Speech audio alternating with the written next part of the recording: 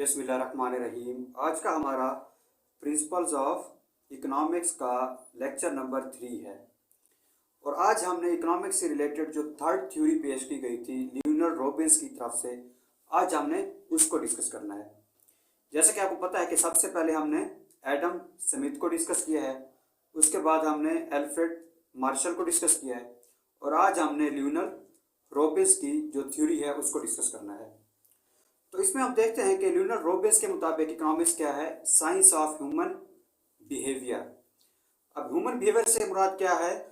इंसानी रवैया।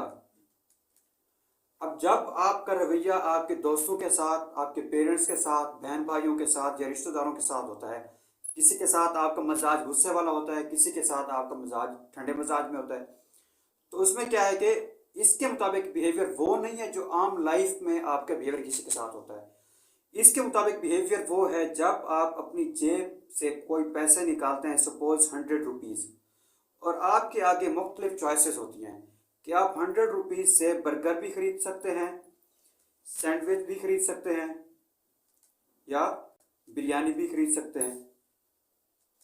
ठीक है, आपकी जेब में क्या है? 100 रुपीज़ है और वो 100 रुपीज़ निकाल कर आपके सामने चॉइसेस हैं और आपने इनमें से कोई एक चीज़ आप सेलेक्ट करनी है। तो अब आप इस टाइम जो अपना बिहेवियर शो करेंगे इन 100 रुपीज़ को खर्च करने के लिए, आप इस टाइम जो डिसीजन लेंगे उस डिसीजन को बेसिकली उसके क्या नाम दिया है? आपका बिहेवियर। तो इंसान अपने सामने जो चॉइसेस होती हैं उनमें से किसी एक चीज़ को खरीदने के लिए जो पैसे खर्च करने लगता है, उस टाइम वो जो डिसीजन लेता है कि मुझे ये नहीं ये चीज़ खरीदनी चाहिए, तो उसके उस लम्हे के डिसीजन को, बिहेवियर को जब हम स्टडी करते हैं तो हम क्या कहते हैं? ये क्या है? इकोनॉमिक्स है। तो इसने उस लम्हे जो इंसानी रवैया होता है, बिहेवियर होता है, डिसीजन मेकिंग की जो पावर होती है, उसको इसने डिस्कस किया और कहा है कि ये क्या है? इकोनॉमिक्स है। अब इसमें हम देखते हैं मज़ीद कि इसकी इकोनॉमिक्स की डेफिनेशन में मज़ीद कितने कंपोनेंट्स हैं। तो इसने क्या कहा? Science of human behaviour. Behaviour किन चीज़ों में? बिटवीन लिमिटेड या स्कार्स रिसोर्सेज। स्कार्स का मतलब भी यही होता है कि जो चीज़ थोड़ी मिकदार में हो, जिस चीज़ की शॉर्टेज हो। लिमिटेड या scarce resources and unlimited wants या मल्टीपल वांट्स। मल्टीपल का भी और अनलिमिटेड का भी मतलब यही होता है कि लामहदूद या बहुत ज़्यादा। अब हम इन दोनों कंपोनेंट्स को डिस्कस करते हैं। अब सपोज कोई भी इंसान है, सपोज मिस्टर ए, उसके पास बेतहाशा दौलत है, बहुत ही वेल्दी पर्सन है जिसके पास बहुत ज़्यादा पैसे हैं। चाहे उसके पास जितने भी पैसे हों फिर भी उनकी कोई ना कोई लिमिट होगी। ये नहीं कहा जाएगा कि इसके पास इतनी दौलत है कि हम काउंट नहीं कर सकते, नहीं, चाहे जितनी भी हो हम उसको काउंट कर सकते हैं। तो इस तरह से कोई भी बंदा चाहे जितना भी अमीर हो, उसके पास जितनी भी दौलत हो तो हम उसको काउंट कर सकते हैं। फिर भी एक स्पेसिफिक लिमिट होगी, हम उसको लिमिट कर सकते हैं कि इतनी अमाउंट है।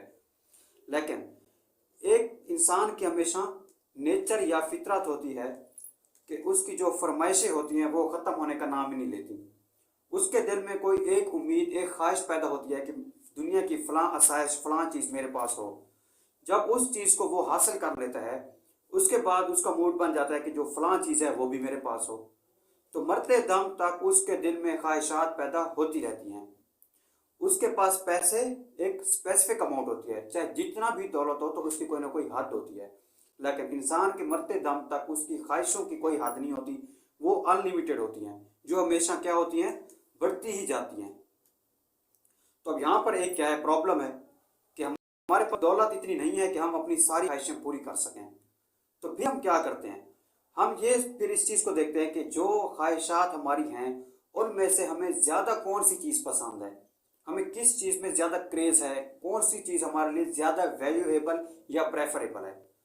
तो इस तरह से जब कोई बंदा दो या उससे ज़्यादा, ठीक है, मतलब एक दो या उससे ज़्यादा चीज़ें उसके सामने पड़ी हूँ, मतलब एक दो या ज़्यादा उसके दिल में ख्वाहिशात हूँ, लेकिन उसे पता हो कि मैं जितनी भी मेरे पास दौलत है मैं उससे सारी चीज़ें नहीं खरीद सकता, तो वो क्या करता है? वो फिर ये करता है कि यार इन तीनों में से मुझे जो सबसे बेस्ट चीज़ लगती है, सबसे पहले तो मुझे अपने पैसे उसके ऊपर खर्च करने चाहिए। हाँ, अगर मेरी दौलत फिर भी बच जाती है तो फिर मुझे उससे थोड़ी कम जो मेरी ख्वाहिश है वो पूरी करनी चाहिए।